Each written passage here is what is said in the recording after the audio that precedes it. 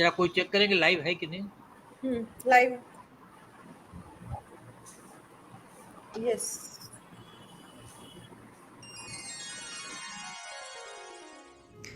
ओ सामवेद के समवेद स्वर, चित्त परिष्कृत अभ्यस्त कर, मनः स्थली बनाकर मंदिर, ज्ञान ज्योतिपुंज लौ प्रशस्त कर। अंतस झंकृत करते निनाद और वेद ऋचाएं विज्ञ हों, समुद्र मंथन करती सतत प्रवृत्ति, ज्ञान पुष्ट दृढ़ प्रतिज्ञ हों। तत्परिवर्तनम भव के उद्देश्य को पूरित करती रचनाकार की ऊर्जा निरंतर भारतीय वैदिक संस्कृति के उन्नयन हेतु कार्यरत है। वेद ज्ञान है, वेद ही विज्ञान है। हमारे ग्रंथों में छिपा है अद्भुत ज्ञान विज्ञान। इसे परत दर परत खोलने के लिए, इस ज्ञान को सरल भाषा में आप तक पहुंचाने के लिए लेकर आए हैं हम साप्ताहिक कार्यक्रम ज्ञान गंगा, जिसका सीधा प्रसारण रचनाकार के फेसबुक पटल एवं इंदु कलश यूट्यूब चैनल पर देखिए प्रत्येक रविवार दिन 11:30 बजे।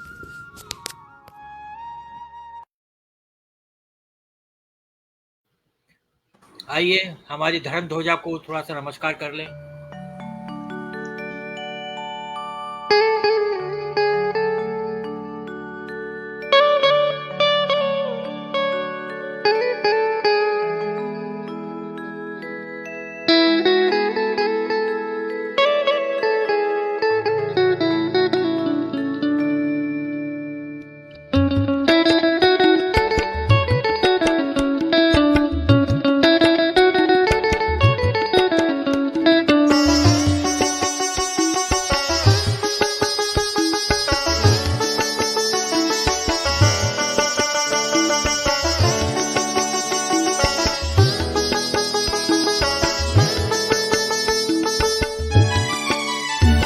नमामि धर्म ज्योतिवर्तिका, नमामि हे ध्वजा,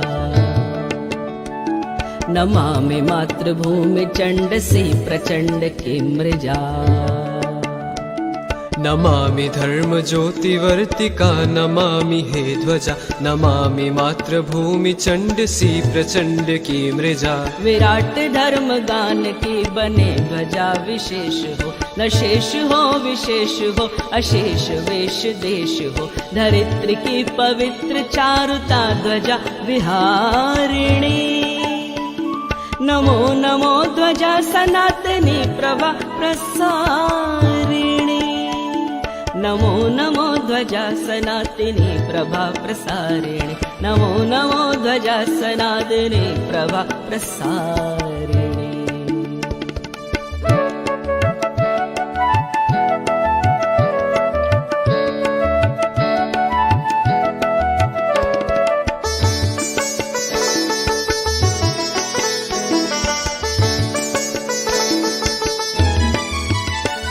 नमो नमो ध्वजा उड़े सनातनी सनातनी, प्रबोध बोध शोध हो प्रकल्प कल्प बांधनी।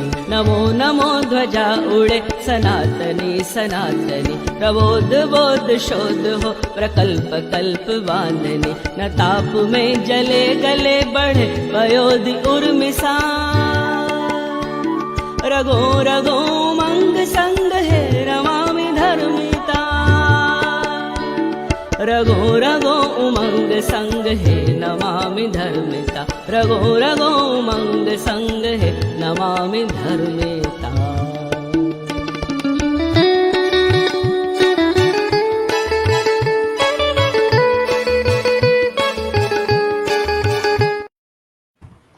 नमस्कार, मैं सुरेश चौधरी ज्ञान गंगा के इस विशेष कार्यक्रम में आप सबका स्वागत करता हूं। ज्ञान गंगा कार्यक्रम रचनाकार और हिंदी है हम के संयुक्त प्रयोजन से प्रसारित किया जाता है। आज सदा की तरह हमारे कार्यक्रम के संयोजिका हैं श्री शालिनी गर्ग जी। मैं सीधा शालिनी गर्ग जी के पास मंच ले जाता हूं और निवेदन करता हूं कि वैशेषिक दर्शन के बारे में अभी तक जो हमने सुना पढ़ा उसको संक्षेप में बताएं, फिर उसके बाद आगे की चर्चा करेंगे। नमस्कार सभी को। आप सभी का ज्ञान गंगा में मैं शालिनी गर्ग स्वागत करती हूँ, अभिनंदन करती हूँ। तो ज्ञान गंगा हमारे वैदिक ज्ञान को पावन करती है, कठिन विषयों को आसानी से व्यवहारिक ढंग से समझाने का प्रयास करती है। तो हम काफी दिनों से सनातन धर्म के दर्शन की चर्चा कर रहे हैं। 2-3 हफ्ते हमने न्याय दर्शन की चर्चा की, पिछले हफ्ते हमने वैशेषिक दर्शन पर चर्चा की। तो वैशेषिक दर्शन में हमने जाना कि ये दर्शन जो है न्याय दर्शन से थोड़ा समानता रखता है। न्याय शास्त्र में प्रमाण पर विशेष विचार किया गया है, किंतु वैशेषिक दर्शन में मुख्य रूप से प्रमेय के विचार पर बल दिया गया है। इसके संस्थापक कणाद ऋषि हैं। उन्होंने आत्मदर्शन के विचारों को सबसे पहले सूत्र रूप में लिखा था। तो उन्होंने कणाद ने जो पदार्थों का वर्गीकरण किया, उनके गुणों और विशेषताओं का वर्णन किया। उन्होंने 6 पदार्थ बताए: दिव्य, गुण, कर्म, सामान्य, विशेष और समवाय। फिर बाद में वैशेषिक दर्शन में अभाव को भी जोड़ा गया है। वैशेषिक दर्शन में द्रव्य और उनके गुणों के संबंध में जो विश्लेषण किया गया वो हमने जाना। वह संसार की वास्तविकता को समझने के लिए एक महत्वपूर्ण प्रयास है और इसके अध्ययन से ही मोक्ष प्राप्ति का मार्ग प्रशस्त होता है। तो बहुत कुछ जाना था हमने, इतना ज्यादा मैं नहीं बोल पाऊंगी। आगे जानते हैं सर गणेश सर और वैद सर के पास चलते हैं। बहुत नॉलेज रखते हैं ये सभी, विद्वान लोग हैं। तो जानते हैं आगे वैशेषिक दर्शन के बारे में। धन्यवाद शालिनी जी। वैशेषिक दर्शन के बारे में हम लोगों ने, जैसे आपने बताया कि गत सप्ताह हम लोगों ने चर्चा की, उसकी प्रारंभिक जानकारी ली कि उनके मूलभूत आधार क्या है और न्याय दर्शन और वैशेषिक दर्शन में क्या समानता है और क्या अंतर है। उसको खाली हमने संबोधित किया था, उसको हमने विशेष उसको हमने चर्चा नहीं की थी कि क्या मूलभूत अंतर है। मैं आज मूलभूत अंतर क्या है उसको संक्षेप में बताना चाहता हूँ। जो मूलभूत भेद है कि इनके अंदर क्या है, संक्षेप में 5 मिनट लगेगा, 5 मिनट में बताना चाहता हूँ। प्रमाणों का विचार। न्याय दर्शन प्रमाणों पर विशेष जोर है। प्रमाणों द्वारा तत्व ज्ञान प्राप्त करके मोक्ष पाया जा सकता है। इसमें 16 पदार्थ और 9 प्रमेय माने गए हैं। ये न्याय दर्शन के बारे में। जबकि वैशेषिक दर्शन में प्रमेय पर जोर दिया गया है, प्रमाणों पर नहीं, प्रमेय पर जोर दिया गया है। इसमें तत्वों को सूक्ष्म जगत तक विश्लेषण होता है। इसमें 7 पदार्थ और 9 द्रव्य माने गए हैं। ये हम लोगों ने क्या क्या है ये पिछले सप्ताह चर्चा की थी। और न्याय दर्शन और इसके अंदर ये मुख्य जो अंतर है, भेद है, ये भेद है। और जैसे एक में जैसे पहले मुख्य था कि जैसे गणेश जी ने बताया था कि अणु के बारे में बताया था कि जो है अणु की संरचना के बारे में इसमें ये मुख्य रूप से वैशेषिक दर्शन में बताया गया है। दूसरा है प्रमाणों के प्रकार क्या है। न्याय दर्शन में है प्रत्यक्ष, अनुमान, उपमान और शब्द 4 प्रमाण है। वैशेषिक दर्शन में केवल प्रत्यक्ष और अनुमान को प्रमाण माना गया है। शब्द को अनुमान में अंतर्भूत किया गया है, हालांकि कुछ विद्वान इसे स्वतंत्र प्रमाण भी मानते हैं। प्रत्यक्ष का स्वरूप क्या है। न्याय दर्शन में जितनी इंद्रियां होती हैं उतने प्रकार के प्रत्यक्ष है। जैसे उसके अंदर बताया गया था 5 इंद्रियां, मन, बुद्धि, अहंकार और कामना। और वैशेषिक दर्शन में है जो आंखों से दिखाई देते हैं वही प्रत्यक्ष प्रमाणों को मान्यता दी गई है। समवाय का प्रत्यक्ष क्या है। न्याय दर्शन में समवाय का प्रत्यक्ष ज्ञान होता है। वैशेषिक दर्शन में समवाय का ज्ञान अनुमान से होता है। जरा गूढ़ बातें हैं ये सब, थोड़ा समझने में, मैं समझता हूँ कि समझने में थोड़ी सी मुश्किल आएंगी, मगर जब हमारे पास वैद्य जी और गणेश दत्त बजाज जी बैठे हैं, विद्वान व्यक्ति, तो उसे इस रहस्य को खोलेंगे। मैं खाली अभी पढ़ के फटाफट बता देता हूँ, भूमिका बांध देता हूँ। फिर 5वां अंतर है पाक प्रक्रिया, केमिकल रिएक्शन, जिसे बोलते हैं केमिकल एक्शन। न्याय दर्शन में वस्तुओं के भीतर और बाहर आग या तेज प्रवेश करता है जिससे वस्तु पक जाती है बिना नष्ट किए हुए। जबकि वैशेषिक दर्शन में कार्य के समवायीकरण में पहले गुण उत्पन्न होता है। केमिकल रिएक्शन में पहले क्या गुण उत्पन्न होता है, फिर तेज के प्रभाव से घड़ा नष्ट होकर परमाणुओं में परिवर्तित होता है और फिर से तैयार हो जाता है। उसे पिलुवाक कहते हैं। वैशेषिक दर्शन के शब्द पिलुवाक, इसे पिलुवाक कहते हैं। फिर 6वां अंतर है हेत्वाभास। न्याय दर्शन में 5 हेत्वाभास माने गए हैं: असिद्ध, विरुद्ध, अनेकातिक, प्रकर्षम और कालात्यापदिष्ट। वैशेषिक दर्शन में 3 हेत्वाभास माने गए हैं: विरुद्ध, असिद्ध और संदिग्ध। 7वां है स्वप्न। न्याय दर्शन में पुण्य से उत्पन्न सभी स्वप्न, यहाँ इसका मतलब वैशेषिक दर्शन में स्वप्न की कोई मान्यता नहीं है। वो उस पहले ही बताया कि जो आंख से देखेंगे, जो प्रत्यक्ष से देखते हैं, उसी की मान्यता है, उसे कोई प्रमाण मानते हैं, वही उसके सिद्धांत के रूप से, जो प्रमेय के रूप से जो समझा जाता है, जो सिद्ध होता है, उसे ही वैशेषिक दर्शन मान्य मानता है। अन्य मतभेद में है कर्म की स्थिति, संस्कार, आत्मा का स्वरूप, स्मृति का स्वरूप, आर्ष ज्ञान आदि में दोनों दर्शनों में मतभेद है। दोनों दर्शन में अलग अलग बताए गए हैं। इस प्रकार ये कुछ मतभेद है जो न्याय दर्शन और वैशेषिक दर्शन में है। अब मैंने तो पढ़ दिया, अब इसके बारे में विस्तृत चर्चा करने के लिए मैं वैद्य जी आपसे स्टार्ट करें या बजाज जी से? मैं तो सुनने ही आया था। ठीक है, फिर आप जैसा करें, जैसा करें। तो बजाज जी वैद साहब शुरू करें। हमने पहले किया ही था चर्चा इस पे। वैद साहब से सुनते हैं, फिर हम थोड़ा सा डिटेलिंग और कर देंगे। हाँ वैद जी, आप मोटा मोटी थोड़ा सा आपने बताइए। देखिए मित्रों, आप सबके पास आकर के जैसे मुझे एक विशेष आनंद की अनुभूति होती है, तो वैशेषिक शब्द से विशेष अर्थ तो स्पष्ट ही हो रहा है। ये न्याय दर्शन से कुछ विशेष इस प्रकार भी बनता है कि ये परमाणु के स्थूल रूप को पूरा विश्लेषित करता है। अणु, फिर वो मैंने परमाणु 2 मिले तो द्विक, फिर त्रिक, और इस प्रकार से द्रव्य तक की रचना।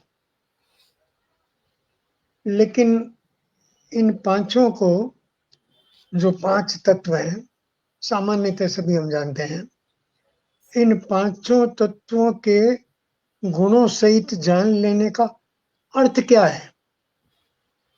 ये वैशेषिक में जो कणाद ऋषि हैं, ये सुरेश जी ने बता दिया। तो कणाद ने सबसे पहले पीलवा पीलवा पीलवा इस शब्द का उच्चारण किया। मतलब कणाद को ऐसा दिखा चारों तरफ कि ये परमाणु परमाणु परमाणु परमाणु। अब इन परमाणु के पूरे स्वरूप को, पांचों अंगों को जान लेने से फिर उससे आगे के द्वार खुलते हैं। वैशेषिक में आगे के द्वारों का संकेत है। हम सब ये जो चर्चा कर रहे हैं और जो सुन रहे हैं और जो इसके भी परे हैं, सबकी कामना तो मोक्ष की है। हम सभी चाहते हैं कि मुक्त हो जाएं। ये मोक्ष की प्रक्रिया में वैशेषिक दर्शन एक न्याय के साथ जुड़कर, न्याय की तरह भी और न्याय से भिन्न हटकर भी, ये अतिरिक्त रूप से ध्यान खींचता है। ये जो 9 द्रव्य और 24 तक आगे जो संख्या ले जाते हैं, और सारे शेव, पाशुपात, महावृद्धर, कालमोक, भरत, बख्तर, ये भी भेद रूप में पशुपति ने कह दिए। पाशुपत में विशेषकर लिखे हुए हैं। इन सब का वर्णन मैं समझता हूँ सुरेश जी ने संकेत रूप में कर दिया। लेकिन वैशेषिक दर्शन हमको परमाणु का पूरा अध्ययन करके आगे के द्वार खोलने को प्रेरित करता है। आगे का द्वार खोलो, ये मुझे समझ में आया मित्रों। बोलने में थोड़ी कठिनाई है। हाँ ठीक है, आप आराम से धीरे बोलिए, कोई दिक्कत नहीं है। बीच में मैं चर्चा के अंदर विघ्न डालते हुए एक प्रश्न करना चाहता हूँ कि सबसे कि अणु के संरचना के बारे में वैशेषिक दर्शन में बताया गया, जो कि विज्ञान ने, जो पाश्चात्य जगत ने अणु की संरचना, अणु, फिर परमाणु और फिर एटम के स्ट्रक्चर के बारे में बताया गया, प्रोटॉन, न्यूट्रॉन और ये सब बाद में बताया गया, जबकि त्रिश्रेणु और ये सब बताए गए इसके अणु की संरचना के अंदर वैशेषिक दर्शन में बताया गया। और यही बात ऋग्वेद में 110वें मंडल के 129वें सूक्त में अणु के बारे में बताई गई है। तो वहां पे भी अणु की संरचना के बारे में बताया गया और उसमें वहां पे ये भी कहा गया है कि अणु के विस्फोट होने से एक विप्लव विस्फोट हुआ, उसके बाद से ही सृष्टि का निर्माण हुआ, जो नासदीय सूक्त में बताया गया है। तो ये मेरे को समझना है कि जब यह चीज हजारों साल पहले हम भारतीय संस्कृति के अंदर स्थापित थी, हाँ, तो फिर इसे क्यों नहीं स्वीकार किया गया? एक तो प्रश्न ये है। दूसरा प्रश्न ये है कि जो वैज्ञानिक दृष्टिकोण, आज के वैज्ञानिक दृष्टिकोण है, उसमें जो अणु की संरचना है और वैशेषिक दर्शन में जो अणु की संरचना है, उसमें मूलभूत अंतर क्या है? गणेश जी, आप बताइए इसके बारे में। जी नमस्कार। हमारे दर्शन में तो बहुत कुछ था। समस्या सिर्फ ये आई कि हमारे ग्रंथों को, हमारे शास्त्रों को विदेशी लोग ले जाते रहे, पढ़ते रहे, लेकिन अब ये कैसे कहें कि ये उनकी है, उनका ज्ञान है, तो उसी के बेस पर अपनी भाषा में अपने विचारों के साथ उन्होंने बताया कि भाई मैंने ये रिसर्च की है और इसके आधारित ये नई प्रोसेस, नई बात निकल के आई है। और हमारी ऐसी स्थिति भी थी कि हम बस लुटे ही जा रहे थे। हम किसी भी इस तरह की हालत में थे ही नहीं कि हम बोल पाते कि नहीं, जो कुछ तुम कह रहे हो ये हमारे ज्ञान के ऊपर आधारित है।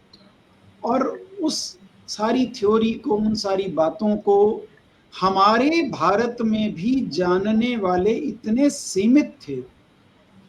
और फिर हमने ये भी कहा कि श्रव्य ज्ञान से हमारे आगे बढ़ता रहा, और जो हमारे ग्रंथ जिसे कहा जाता कि महीनों तक जलते रहे, उसमें क्या क्या नहीं रहा होगा, और उस समय के हिसाब से लेखन कार्य कितना मुश्किल था, और उन सब के बावजूद हमारे ग्रंथ और पुस्तकें थी तो वो सारी की सारी समाप्त कर दी गई। तो पहली बात यह है कि कहीं भी बहुत से वैज्ञानिक आज ये मानते हैं कि हाँ, हमने ये पहले वहां कहीं पढ़ा था और उसके बेस पे हमने काम किया और हमारी ये सो कॉल्ड हमारी पीएचडी हो गई, हमारा रिसर्च हो गई। मैं तो अब भी ये हैरान होता हूं कई बार कि हमारे सारा ज्ञान ले जाने के बावजूद आज भी वो पूरे उस ज्ञान को जो आज भी हमारे पास उपलब्ध है उसको भी पूरा डिटेल नहीं बता पाए। जैसे कि उस दिन मैं अब चर्चा कर रहा था, मैंने बात की थी गुणों की, तो हमने 24 गुण बताए थे। अब हालांकि उस दिन हमने असमवायीकरण और समवायीकरण की भी बात की थी, लेकिन मैं पहले असमवायी और समवायीकरण के ऊपर चलता हूं तो उससे थोड़ा सा और क्लियर हो जाएगा। समावयता है क्या? केमिस्ट्री जिन्होंने हम में से पढ़ी है और अंग्रेजी में पढ़ी है तो आइसोमेरिज्म हमने पढ़ा है। तो आइसोमेरिज्म कहते हैं समावयता को। समावयता का मतलब आइसोमेरिज्म के हिसाब से ये हुआ कि उनके जो एटॉमिक स्ट्रक्चर है, पोजीशन अलग अलग जगह पर हो सकती है और उसके अलावा उसके वही एटम्स होने के बावजूद गुण अलग हो जाते हैं। तो इसमें हमारे पास कई तरह की समावयता थी। तो स्ट्रक्चरल आइसोमेरिज्म था, उसको संरचनात्मक समावयता हम कहते हैं, और स्टीरियो आइसोमेरिज्म को हम त्रिविम समावयता कहते हैं। तो इन शब्दों के ऊपर जो और डिटेल जानना चाहेंगे संभवतः वो इसको नेट पर सर्च करके पढ़ लेंगे। जिसमें बहुत सारे एग्जाम्पल भी दिए गए हैं।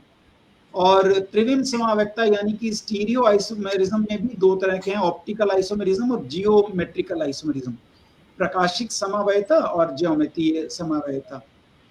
तो उसमें लैक्टिक एसिड्स के बारे में उन्होंने बहुत अच्छे से डिटेल में नेट पे समझाया हुआ है कि केमिस्ट्री में हम बहुत कुछ आगे इसके ऊपर पढ़ते रहे हैं। और इसी तरह से असिमेट्रिज्म जो है कार्बन परमाणु के हिसाब से समझाए गए हैं।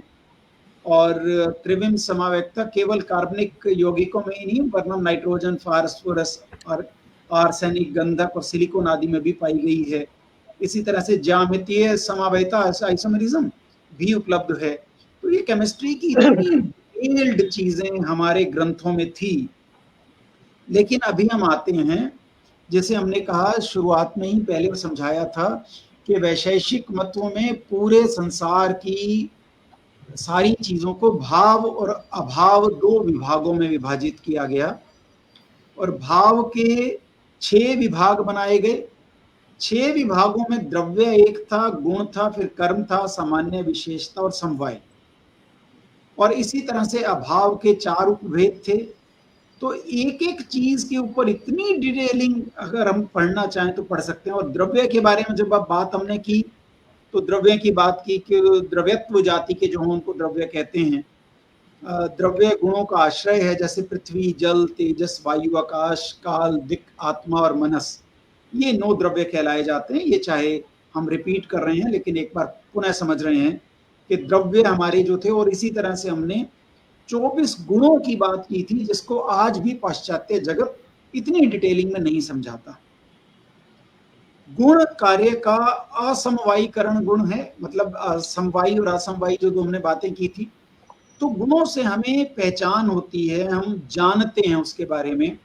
तो ये गुण थे रूप, रस, गंध, स्पर्श। तो ये तो हमें बहुत आसानी से समझ आती है कि आंखों से जो देखा रूप, रस हमने जो जबान से किया, गंध हमने नाक से किया, स्पर्श हमने अपने त्वचा से किया। उसके अलावा संख्या, परिमाण, पृथकत्व, संयोग, विभाग, परत्व, अपरत्व, गुरुत्व। अब ये गुरुत्व की इतनी पुरानी हमारे ग्रंथों में गुण के रूप में चर्चा की गई है।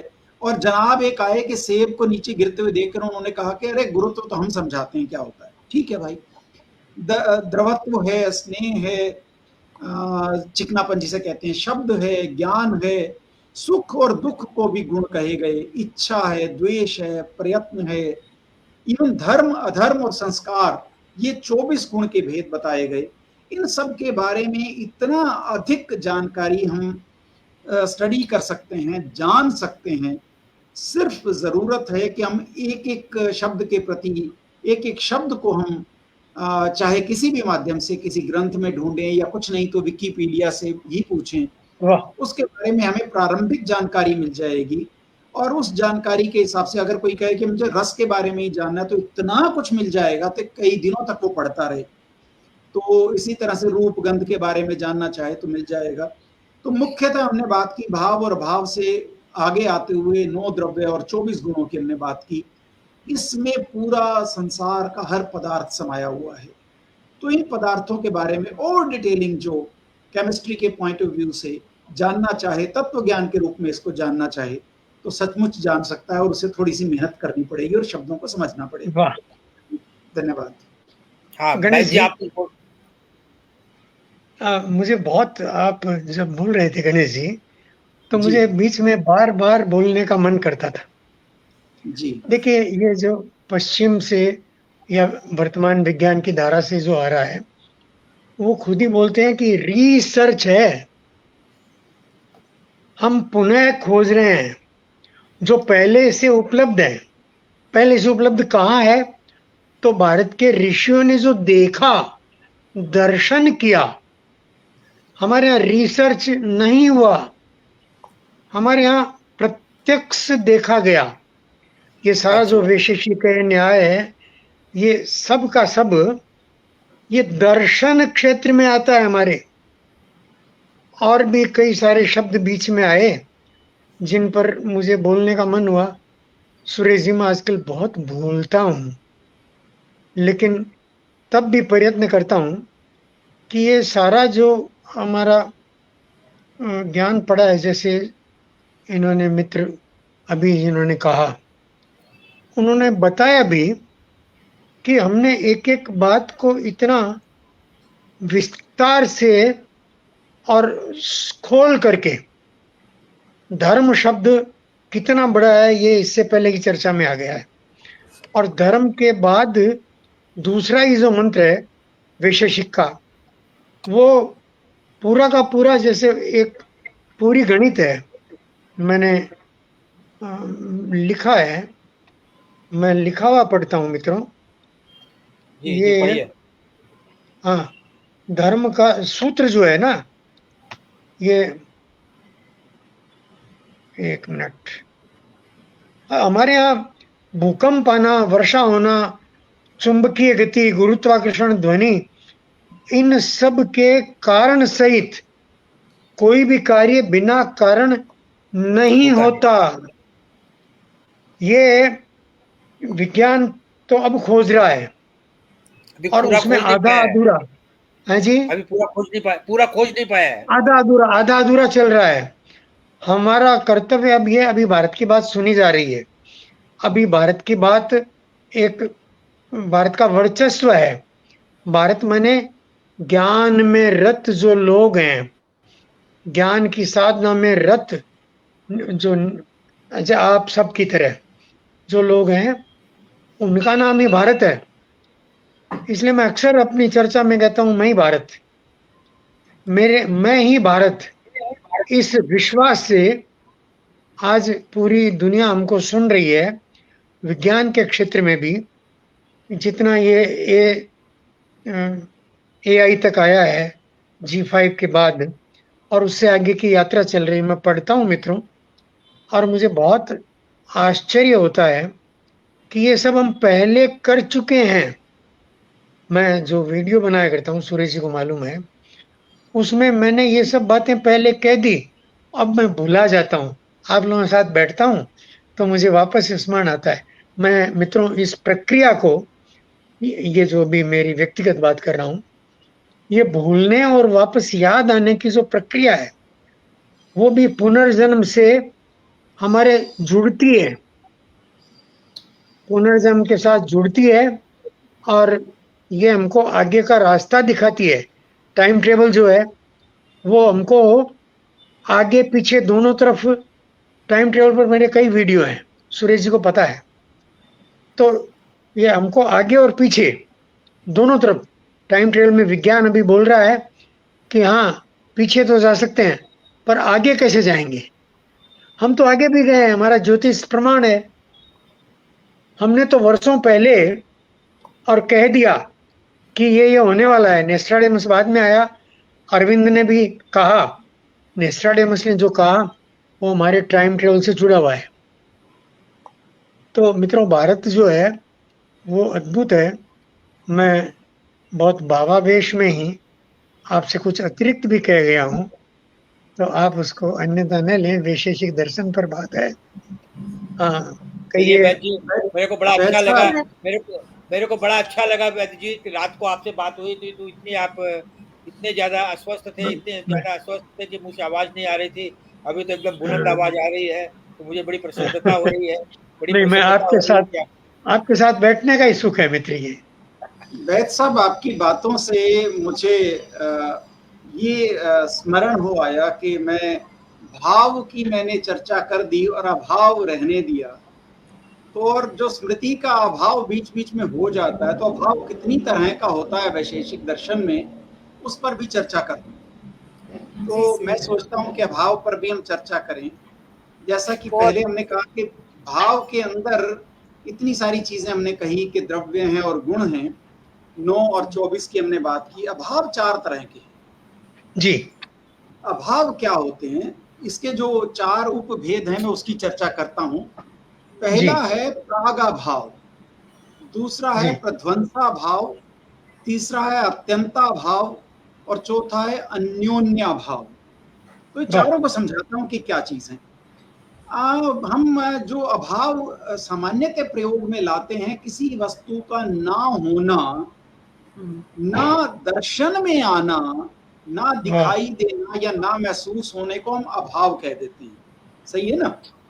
तो किसी वस्तु का ना होना उस वस्तु का अभाव कहा जाता है। तो 4 भेदों में जो हमने प्राग अभाव कहा, वो पहला अभाव है जब कार्य उत्पन्न होने के कारण में जिसकी वजह से वो कार्य होने वाला है, अगर वो ही ना रहे तो उसे प्राग अभाव कहते हैं, वो कार्य नहीं होगा।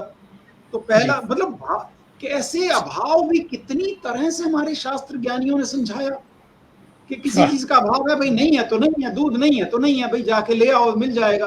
अरे ऐसा नहीं होता, किस वजह से है, 4 उसके टाइप बता दिए।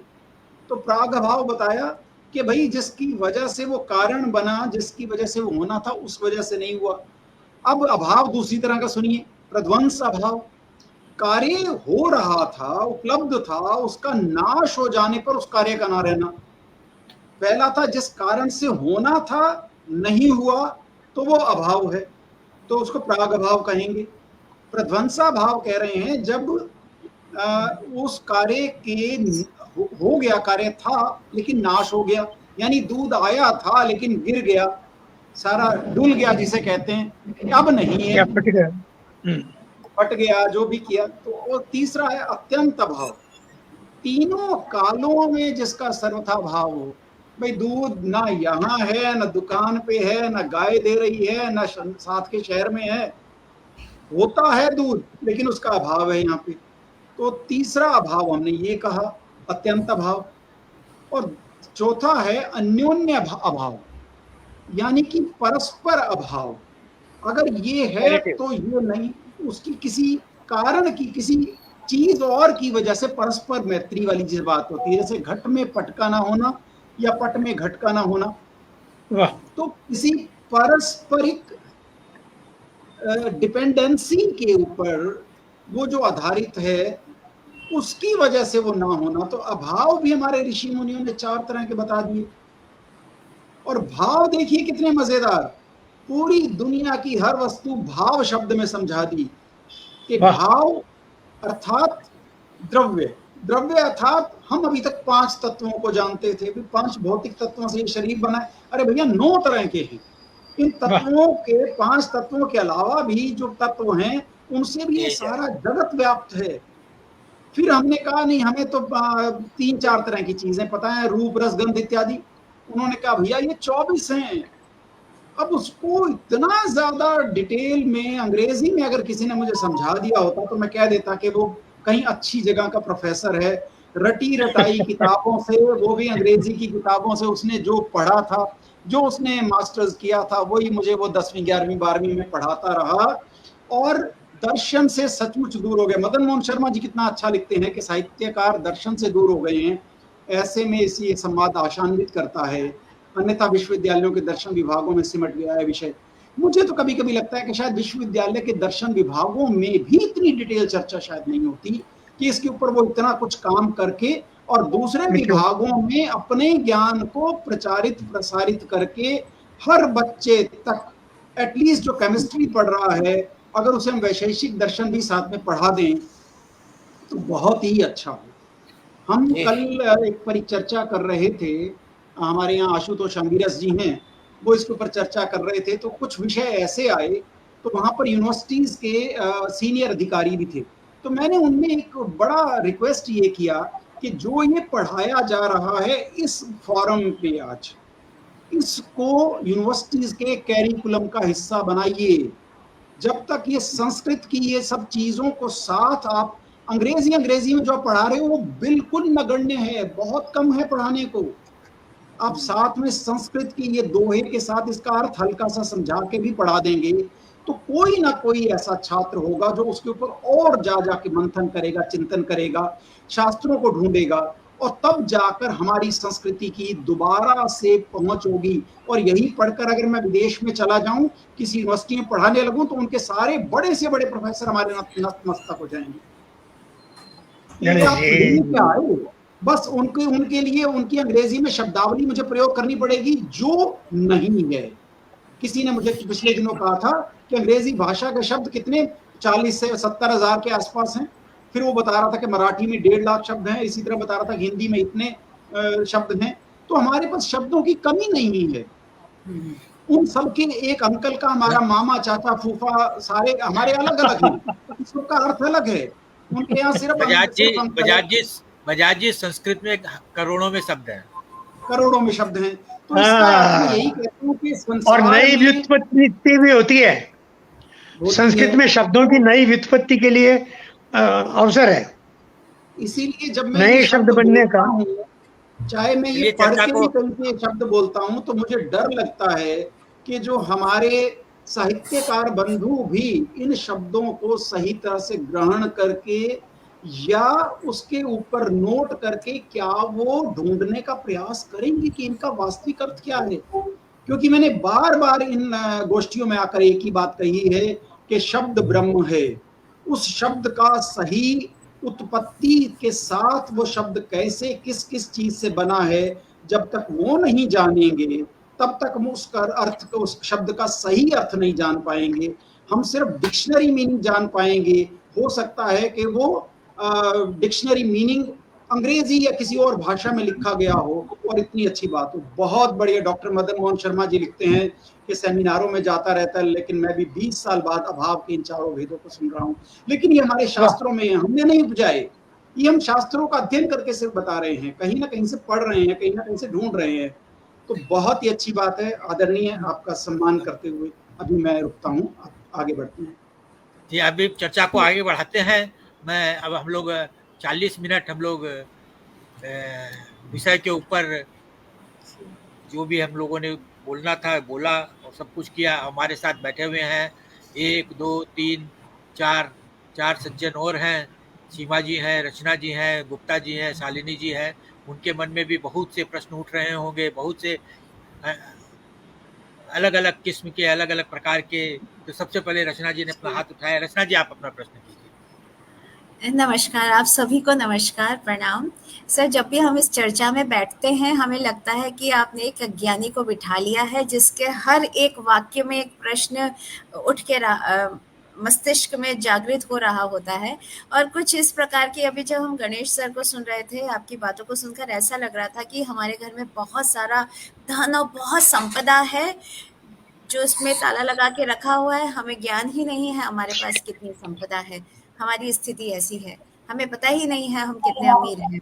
रचना जी एक बात बता रहा हूँ मैं। एक बात है कि हमारे शास्त्रों में कहा है, जो प्रश्न करता है, हाँ, वो जब तक ज्ञानी नहीं होगा वो प्रश्न कर ही नहीं सकता है।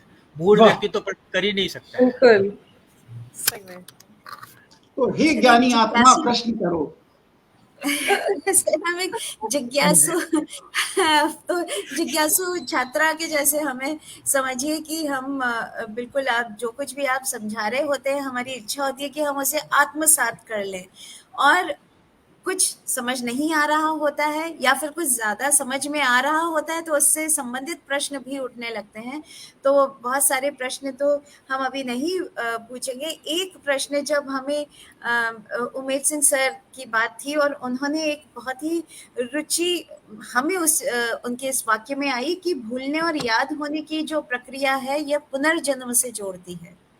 सर, हम इस आपकी इस वाक्य को हम और विस्तार से जानना चाहेंगे कि ये जो हमारी मस्तिष्क की जो भूलने और याद होने की जो प्रक्रिया है, इसको हम अपने पुनर्जन्म से कैसे जोड़ेंगे सर? किस तरह से जोड़ती है? और क्या ये हमारे आगे आने वाले जन्म से भी संबंधित है? प्रश्न आ जाने दीजिए, सीमा जी का भी प्रश्न आ जाए, फिर हम उत्तर लेंगे। बराबर है, बहुत कृपा है आपकी, आपने पूछा। जी सर। हाँ, सीमा जी, आप अपना प्रश्न करिए। सीमा जी, मेरी आवाज आ रही है? हाँ, आवाज आ रही है, चेहरा भी स्टिल आपका।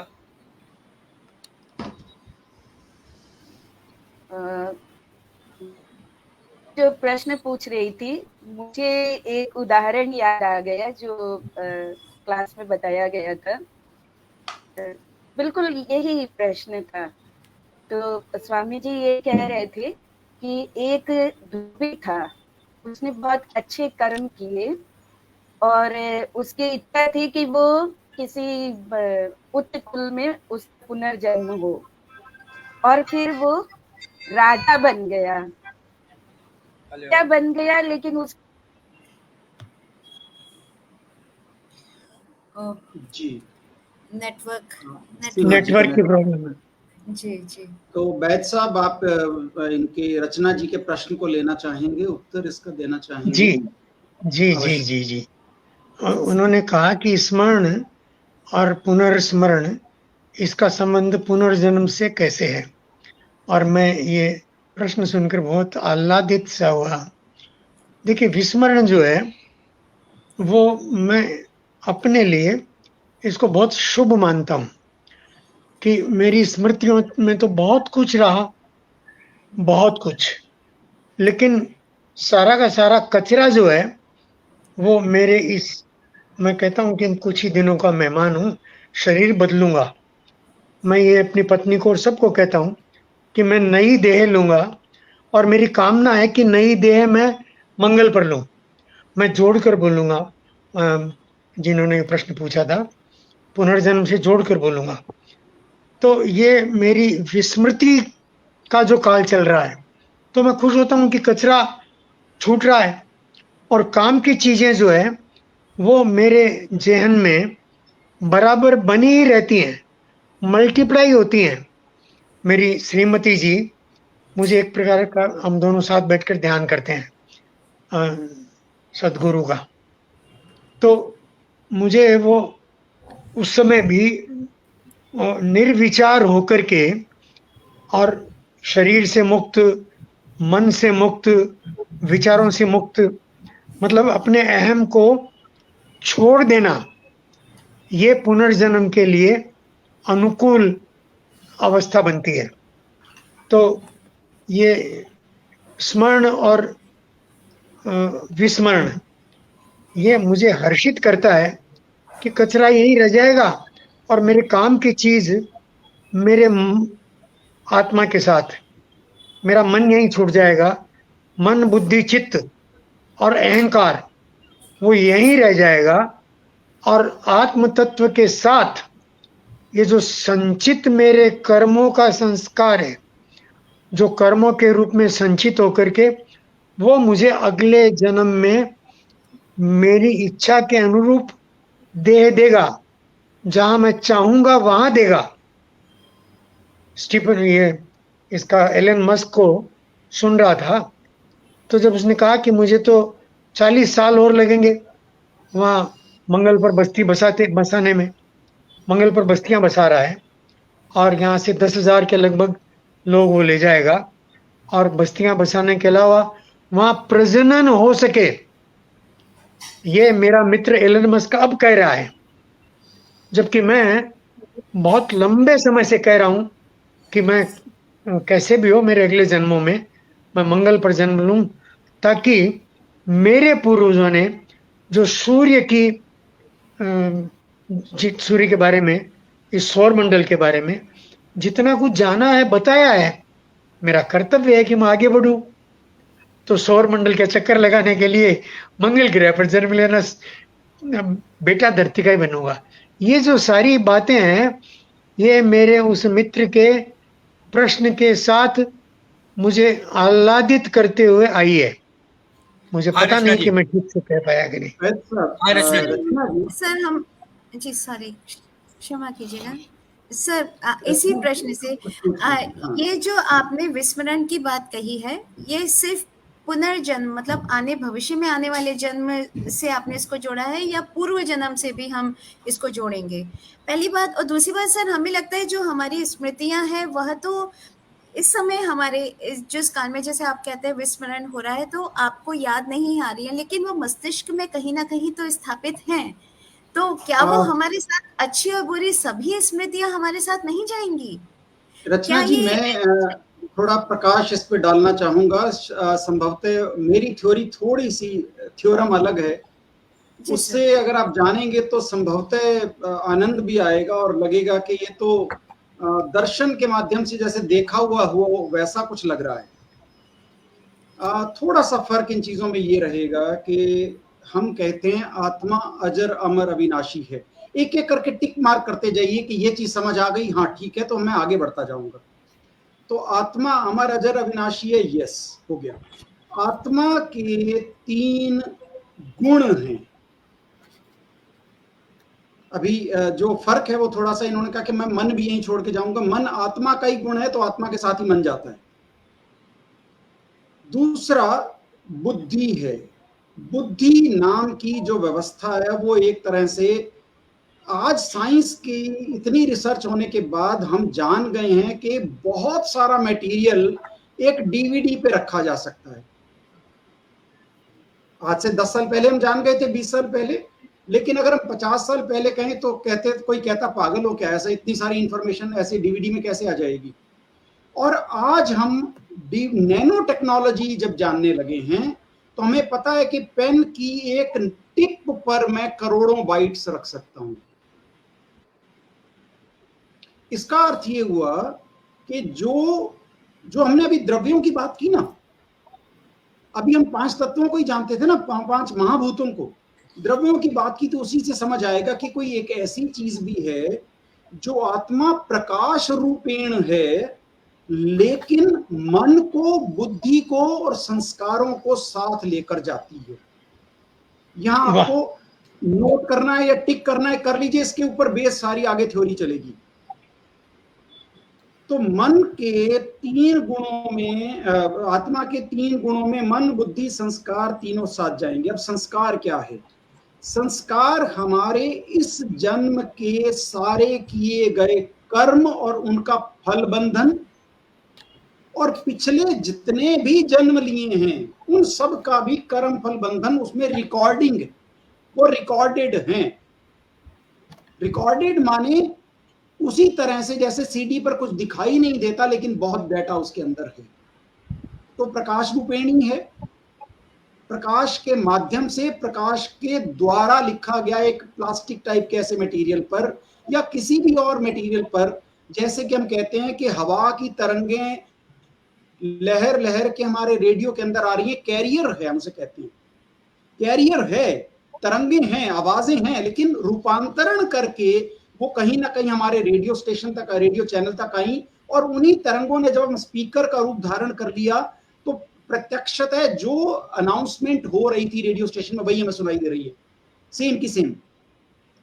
इसी तरह से कैरियर के माध्यम से वो प्रकाश या प्रकाश रूपेण आत्मा के साथ ये अटैच्ड चीजें जाती हैं, और बहुत ही अच्छी बात है कि वो अनकॉन्शियस माइंड में रहती हैं और हमें सब भूल जाता है, ताकि हम पिछले जन्म में उसने मेरी इस माध्यम से हत्या की थी तो मैं इमीडिएटली उसकी बचपन से ही ये सुनाने नहीं लग जाता कि मुझे तो रामलाल को जाके मारना है।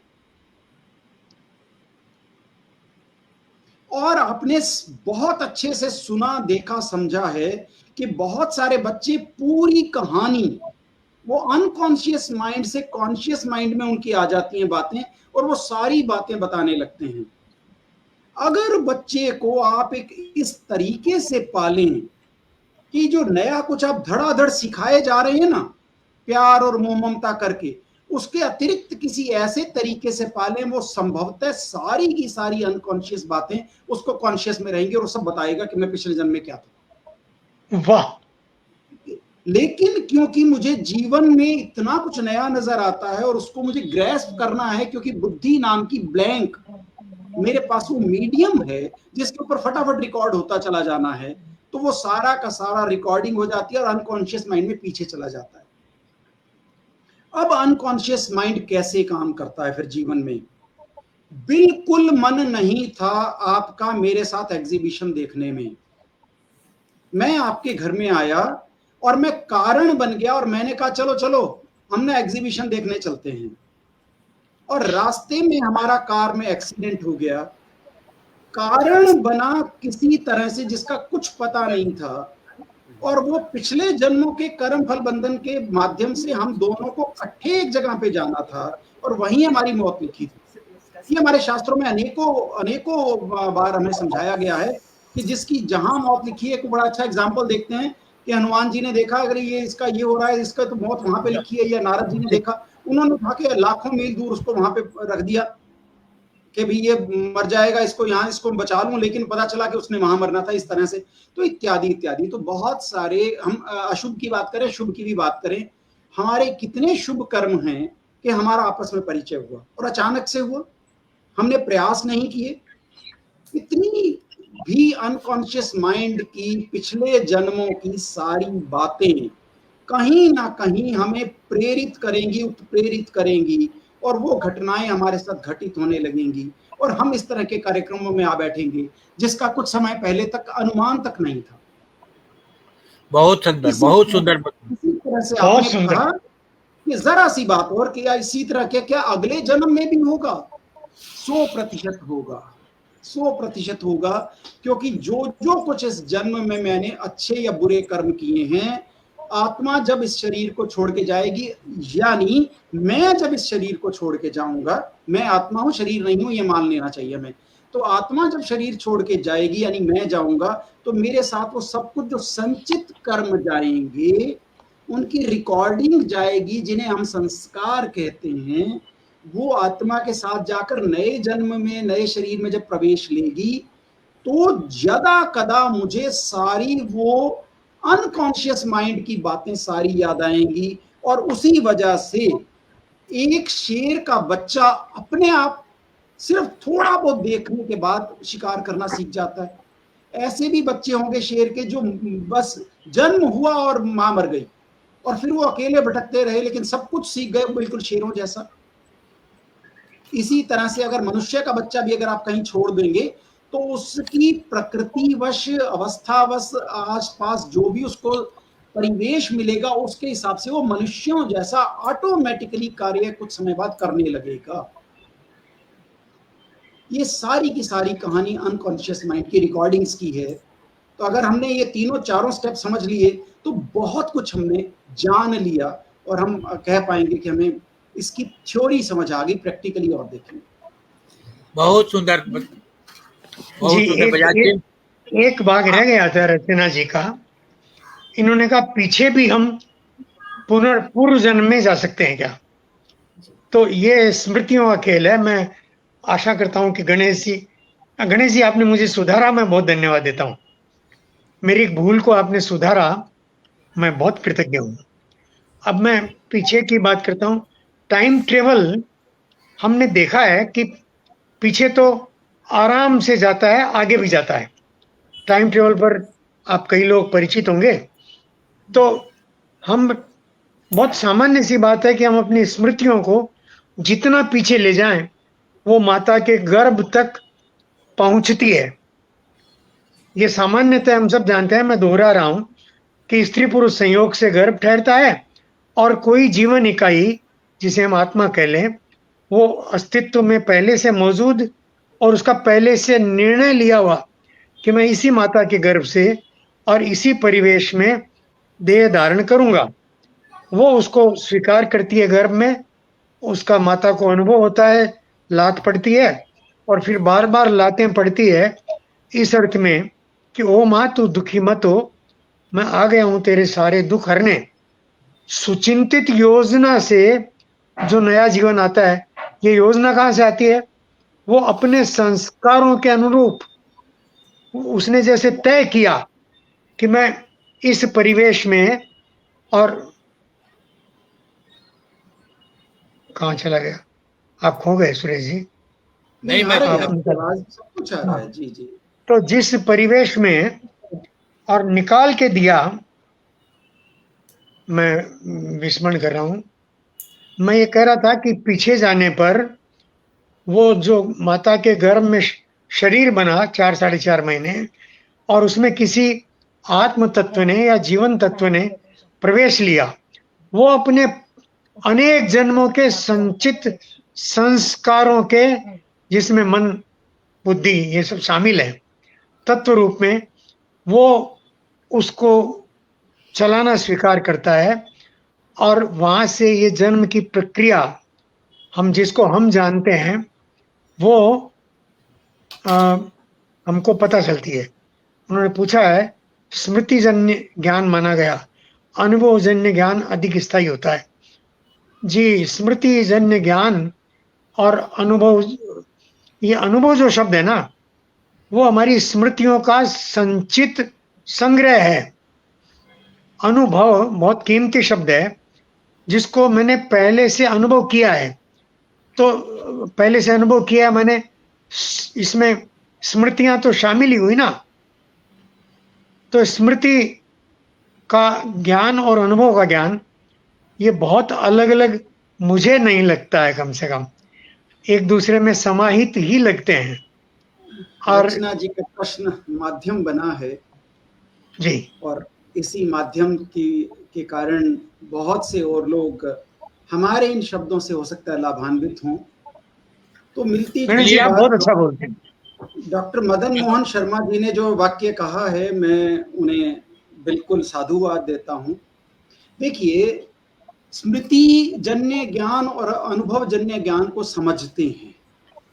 अनुभव जन्य ज्ञान सारा का सारा मेरा कॉन्शियस माइंड की रिकॉर्डिंग लेवल पे जाएगा, और जो स्मृति जन्य ज्ञान है वो मेरा अनकॉन्शियस माइंड में पड़ा है। अब हम मजेदार बात करते हैं कि हमारे घर में बर्तन गंदा हो गया है, सब्जी जल गई थी।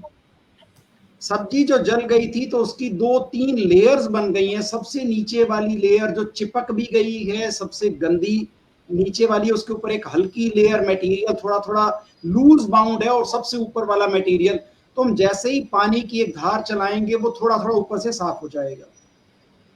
लेकिन हमें नीचे की चिपकी हुई गंदगी के लिए क्या चीजें प्रयोग करनी पड़ेंगी? या तो पानी की तेज धार, जिसे दूसरे शब्दों में कहेंगे कि कोई लेजर बीम टाइप की चीज जिसकी बहुत आवृत्ति हो, बहुत तेज हो, तो वो उससे उखड़ जाए। या कोई केमिकल हम प्रयोग कर रहे हैं, वो भी उसको क्योंकि रिएक्शन करेगी, जो हमारी एक्शन है पानी का जो वो है, तो उससे वो उतरेगा।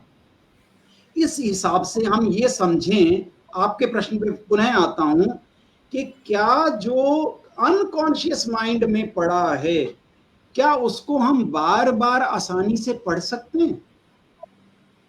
तो जो आप जोर लगा रहे हैं अपने मस्तिष्क पर कॉन्शियस माइंड की चीजें पढ़ने का, वो पानी की उस लेयर की तरह है जो बर्तन जरा सा मैला हुआ था, आपने चाय पी, हल्का सा चाय की बची हुई चाय थी, पानी में जाके बर्तन को हिलाया और वो चाय घुल के उसके साथ चली गई। तो ये सारी कॉन्शियस माइंड की बातें हैं। अब अनकॉन्शियस माइंड के लिए आपको क्या चाहिए? स्क्रबर चाहिए, आपको लेजर बीम चाहिए अंदर तक जाने के लिए। पढ़ सकते हो, बिल्कुल अनकॉन्शियस माइंड को पढ़ सकते हो, लेकिन क्या करना पड़ेगा? मेडिटेशन में बैठना पड़ेगा। वो सारी अपने मस्तिष्क की पावर को, जो सारी बाहर के विचारों से अलग होकर उस विचारों को कंसंट्रेट करके आप अनकॉन्शियस माइंड में जाएंगे, तो वो सारी स्मृति जन्य बातें जो पुरानी आपकी पड़ी हैं, कितना डीप जाएंगे उस रिकॉर्डिंग में, उतनी आपकी कंसंट्रेशन पावर विचारों के ऊपर डिपेंड करेगी कि आप कितना जानना चाहते हैं। आप लगातार मेडिटेशन में बैठिए, पिछला तो जान ही पाएंगे, और उन पिछले जन्मों की सारी क्रियाओं को जानने के बाद उनकी वजह से अगले जन्मों में क्या होने वाला है उसका अनुमान लगा पाएंगे। अब आपके प्रश्न का उत्तर आया कि पिछले जन्मों को एक एक करके जानने के लिए जैसे लेजर बीम जैसी ताकतवर चीज चाहिए, उसी तरह से मुझे कंसंट्रेटेड विचारों से मेडिटेशन और समाधि में बैठना पड़ेगा। अगर मैं समाधि में बैठकर उसको अच्छे से पहचान लेता हूं, जानना शुरू कर देता हूं, उसके लिए जैसे मैंने शुरू हुआ और मैं उठ गया, तो वो सब छूट जाएगा। फिर मुझे दोबारा से उस लेजर बीम का प्रयोग करना पड़ेगा। बहुत तो सुंदर। अब समय हो गया है। इतना सरलता से इसको मेरे ख्याल से आप समझ पाए होंगे। धन्यवाद। सुरेश जी बहुत सुंदर, बहुत अच्छा बोला सर। सीमा जी की बात पूरी नहीं हो पाई थी। जी हाँ,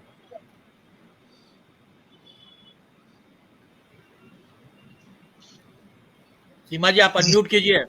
जी मुझे लगता है कि आधा आप लोगों ने सुना था वो राजा वाली कहानी।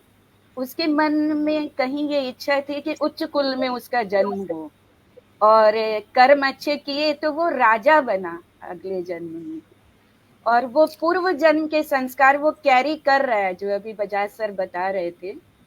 तो एक बार ऐसा हुआ कि युद्ध की स्थिति बन गई, तो उसको आक्रोश आ गया और उसने एक कपड़ा उठाया और जोर जोर से पटकने लगा।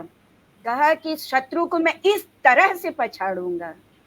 तो ये जो पूर्व जन्म का ये जो था ना कि धोबी राजा बन गया, लेकिन वो कपड़े को उस तरह से पीटता है जैसे शत्रु को पछाड़ता है।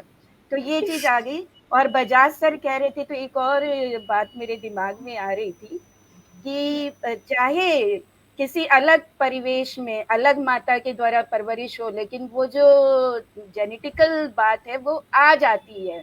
तो ये जंगल बुक जो मोगली की कहानी है, चड्डी पहन के फूल खिला है, इस गाने से सब परिचित होंगे।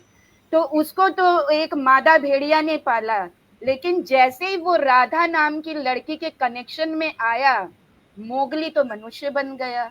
अब वो बंदरों की तरह उछल फांद करने के बजाय राधा की तरफ अफेक्शनेट होता चला गया। और ये जो रस्किन बॉन्ड शायद लेखक हैं जंगल बुक के, जितना मुझे याद आ रहा है, तो उन्होंने बहुत सुंदर ढंग से अपने हिंदी के लेखक है ना, जंगल बुक उसने जंगल बुक हिंदी में तो अनुदित हुआ है, लेकिन पहले से वो रचना थी। जी जी जी, ये रस्किन बॉन्ड की नहीं है, हम आपको बता दें एक सेकंड। ये है जैपनीज राइटर है।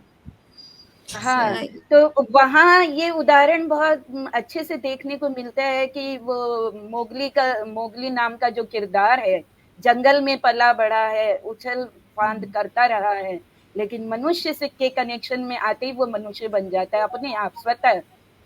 कहीं उसके पूर्व जन्म के संस्कार थे, कहीं वो कुछ कैरी कर रहा था जिसकी वजह से बिना सिखाए उन गुणों को वो सीख गया।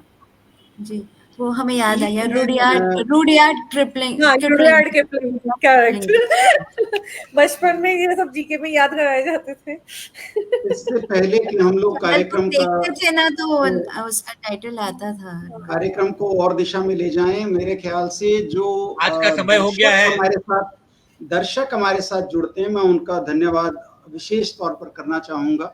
डॉक्टर सुषमा सेंगर जुड़ी हैं, कविता पांडे जी जुड़ी हैं, मीतू कनोडिया जी लगभग हर बार जुड़ती हैं, बहुत अच्छे अच्छे कमेंट्स देती हैं। और आज डॉक्टर मदन मोहन शर्मा जी जो जुड़े हैं, मैं बहुत धन्यवादी हूँ आपका कि आपने हमसे अपनी बातचीत का अपने कमेंट्स के साथ हमारा मान बढ़ाया, और हो सकता है कुछ अच्छा भी लगा हो। और भारती मिश्रा जी जुड़ी हैं, मैं सभी को प्रणाम।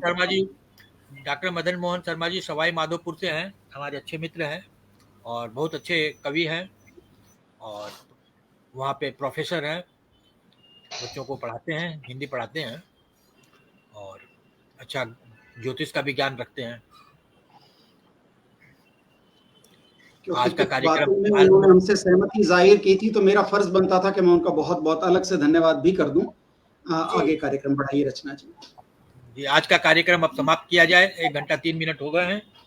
हाँ, अब एक बार दर्शन शास्त्र को ब्रेक देते हुए मैं सोच रहा हूँ कि क्योंकि अगले सप्ताह हम जो है श्राद्ध पर्व में रहेंगे, तो क्यों ना हम लोग एक सप्ताह ब्रेक देकर श्राद्ध के बारे में चर्चा करें कि श्राद्ध के बारे में हमारे ग्रंथ क्या कहते हैं, हमारे वेद क्या कहते हैं, उपनिषद क्या कहते हैं, कितना वैज्ञानिक है, कितना अवैज्ञानिक है।